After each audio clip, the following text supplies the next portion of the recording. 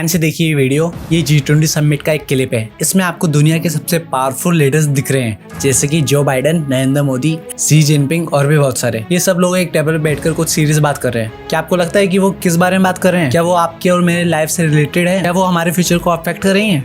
तो आपको बता दें कि हाँ, वो बहुत ही इंपॉर्टेंट बात कर रहे हैं। वो बात कर रहे हैं G20 के बारे में। G20 आखिर क्या है? G20 देखो, G20 एक ग्रुप है जिसमें दुनिया के 20 सबसे पावरफुल और इन्फ्लुएंशियल कंट्रीज शामिल है। ये कंट्रीज साथ में दुनिया की जीडीपी का लगभग 80% कंट्रीब्यूट करती है, ग्लोबल ट्रेड का 75% और दुनिया की आबादी का 65% कंट्रीब्यूट करते हैं। ये कंट्रीज हर साल एक समिट में मिलते हैं जहाँ पर वो दुनिया की सबसे इम्पोर्टेंट इशूज पर बात करते हैं, जैसे कि climate change, health, trade, terrorism और भी बहुत कुछ। तो आप सोच रहे होंगे कि इंडिया को G20 से क्या लेना देना है? आखिर इंडिया तो एक डेवलपिंग कंट्री है ना, तो इंडिया को G20 में क्या काम है? तो आपको बता दें कि इंडिया भी G20 का एक मेंबर और साथ ही इंडिया का G20 में बहुत बड़ा रोल भी है। इंडिया G20 में कब और कैसे आया, G20 इंडिया के लिए क्यों इम्पोर्टेंट है और इंडिया को G20 से क्या फायदा हुआ है और अभी आने वाले समय में और क्या फायदे होने वाले, और इंडिया की G20 प्रेसिडेंसी का इंडिया और दुनिया पर क्या इम्पैक्ट पड़ा है। नमस्ते दोस्तों, मैं हूँ युवराज, आप देख रहे हो युवराज वर्मा चैनल को। आज हम बहुत ही सिंपल वे में G20 के बारे में आपको बताने की कोशिश करेंगे।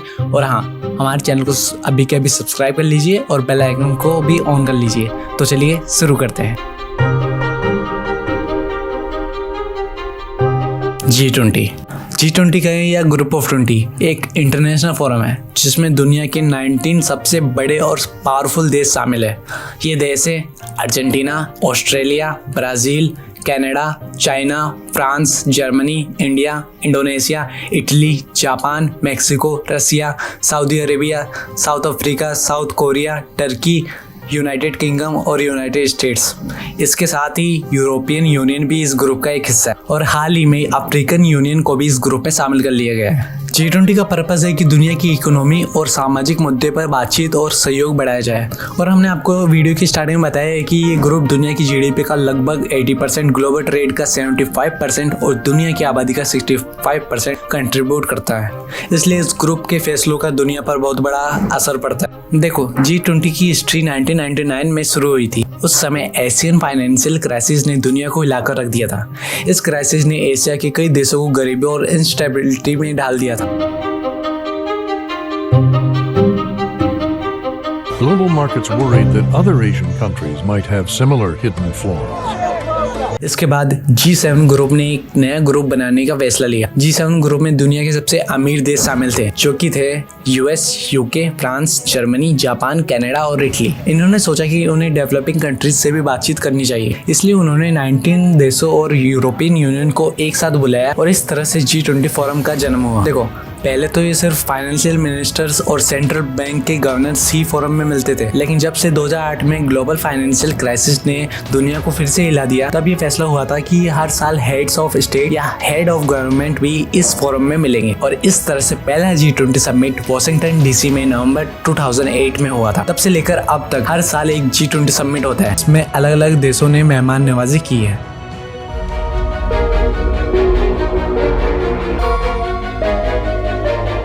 अब आप सोच रहे होंगे कि इंडिया का G20 में क्या कंट्रीब्यूशन है, तो आपको बता दें कि इंडिया G20 का एक फाउंडिंग मेंबर है।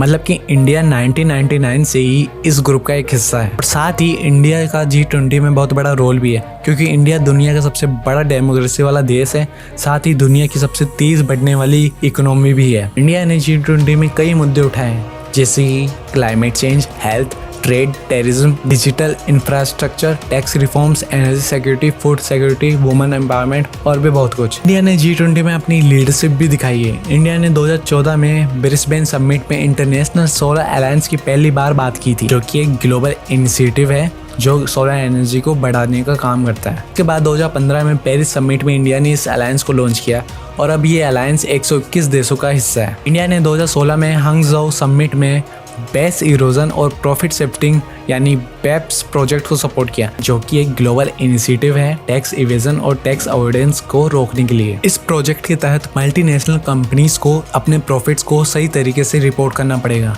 और उन्हें हर देश में जहां वो काम करते हैं वहां पर टैक्स देना पड़ेगा। इंडिया ने 2018 में ब्यूनोस एयरीज समिट में global centre for disaster resilience infrastructure यानी कि GCDRI की भी बात की थी, जो कि एक ग्लोबल इनिशिएटिव है डिजास्टर रिस्क को कम करने के लिए और रेसिलियंस बिल्डिंग का। इस सेंटर का पर्पस है कि डिजास्टर प्रोन एरियाज में इंफ्रास्ट्रक्चर को मजबूत और सुरक्षित बनाया जाए और डिजास्टर के बाद भी इसेंशियल सर्विसेज जैसे कि इलेक्ट्रिसिटी, वाटर, कम्युनिकेशन, हेल्थ और ट्रांसपोर्ट चलते रहे।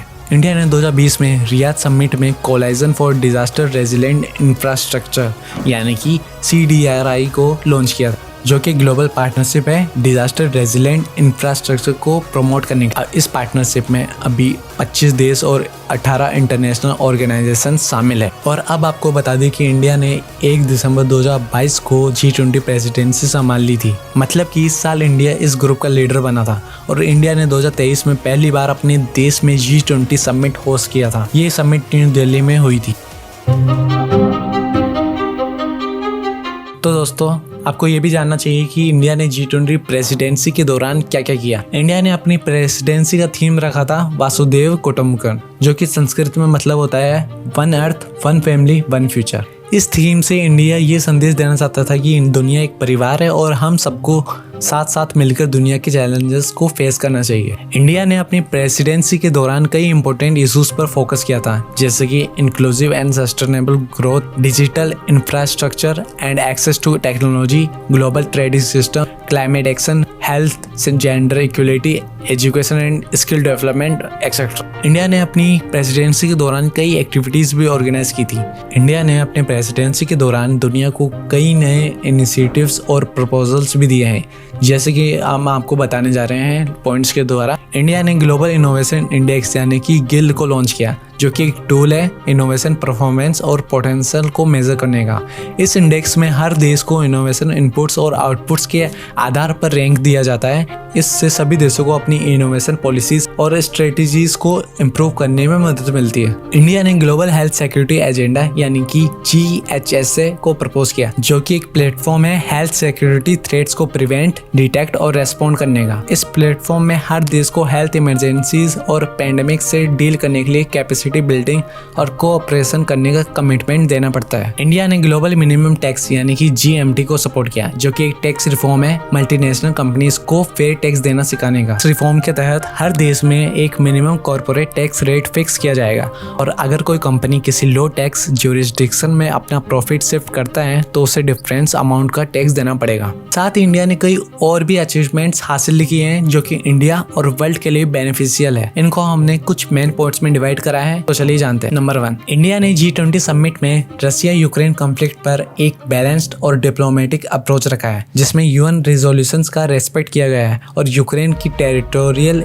इंटीग्रिटी और सॉवरेनिटी को सपोर्ट किया गया था। इंडिया ने US, यूरोप और ग्लोबल साउथ के साथ कोलैबोरेट करके मॉस्को पर प्रेशर बनाया और पीस प्रोसेस को प्रमोट किया। सेकंड पॉइंट, इंडिया ने G20 समिट में अपनी डिजिटल पब्लिक इंफ्रास्ट्रक्चर यानी कि DPI मॉडल को शोकेस किया, जो कि आधार, UPI, GSTN, कोविन जैसे प्लेटफॉर्म्स पर बेस्ड है। इंडिया ने बताया कि ये मॉडल कैसे digital inclusion, financial inclusion, governance, health, education और इनोवेशन को बढ़ाता है। इंडिया ने G20 कंट्रीज को एनकरेज किया कि वो भी इस मॉडल को अडॉप्ट करें और इससे ग्लोबल टेम्पलेट बनाए। पॉइंट 3, इंडिया ने G20 समिट में ग्लोबल बायोफ्यूल्स अलायंस लॉन्च किया, जो कि रिन्यूएबल एनर्जी सोर्सेज को प्रमोट करता है। इंडिया ने बताया कि बायोफ्यूल्स कैसे फॉसिल फ्यूल्स से बेटर हैं और एनवायरनमेंट को कैसे प्रोटेक्ट करते हैं। इंडिया ने G20 कंट्रीज को इनवाइट किया कि वो भी इस अलायंस का हिस्सा बने और कार्बन न्यूट्रलिटी को अचीव करने में हेल्प करें। इन सब अचीवमेंट्स के अलावा इंडिया ने G20 समिट्स के साइडलाइंस पर अपने की पार्टनर्स के साथ बायलैटरल और प्लूरिलैटरल मीटिंग्स भी किए हैं। इंडिया ने US, Russia, China, Europe, Japan और नेबर्स के साथ अपनी रिलेशंस को स्ट्रेंथन करने के लिए एफर्ट्स किए हैं।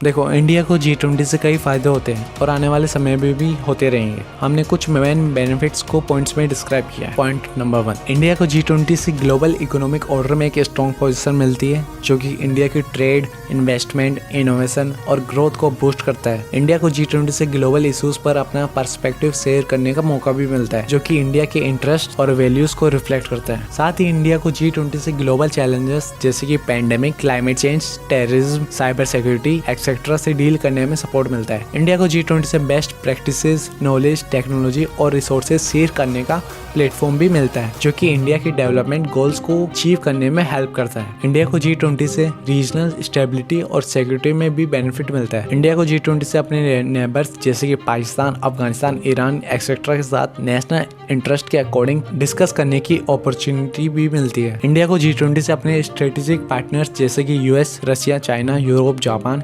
एक्सेट्रा के साथ रिलेशंस को डीपन करने का चांस भी मिलता है। इंडिया ने अपने नेशनल इंटरेस्ट और वर्ल्ड इकोनॉमी के लिए अफ्रीका के साथ अपनी दोस्ती और भाईचारा को इस साल बहुत ही ज्यादा बढ़ा दिया है। इंडिया और अफ्रीका के बीच कई सारे कॉमन इंटरेस्ट्स और चैलेंजेस है, जैसे development, trade, climate change, health, security etcetera. इसीलिए इस साल इंडिया ने अफ्रीकन यूनियन को G20 में परमानेंट मेंबर बना के उन्हें एक ग्लोबल प्लेटफॉर्म दिया है, जहाँ पर वो अपनी आवाज और कंसर्न्स को एक्सप्रेस कर सकेंगे। ये अफ्रीका के लिए बहुत ही हिस्टोरिकल स्टेप है, क्योंकि अफ्रीका अब तक इस ग्रुप से बाहर था। तो दोस्तों, ये थी G20 के बारे में कुछ जानकारी। हमने आपको बताया कि G20 क्या है, G20 इंडिया के लिए क्यों इतना इंपॉर्टेंट था, G20 से इंडिया को क्या फायदा होता है, इंडिया की G20 प्रेसिडेंसी होस्ट करने से खुद इंडिया को और दुनिया पर क्या इम्पैक्ट पड़ा है। बट दोस्तों, क्या आपने सुना है India middle east Europe economic corridor के बारे में? ये एक नया और बहुत ही एम्बिशियस प्रोजेक्ट है, जो इंडिया, मिडिल ईस्ट, यूरोप के बीच ट्रेड, एनर्जी और डिजिटल कनेक्टिविटी को बढ़ाने का काम करेगा। आने वाले समय में यह भारत, पश्चिम एशिया और यूरोप के बीच इकोनॉमिक इंटीग्रेशन का प्रभावी माध्यम होगा।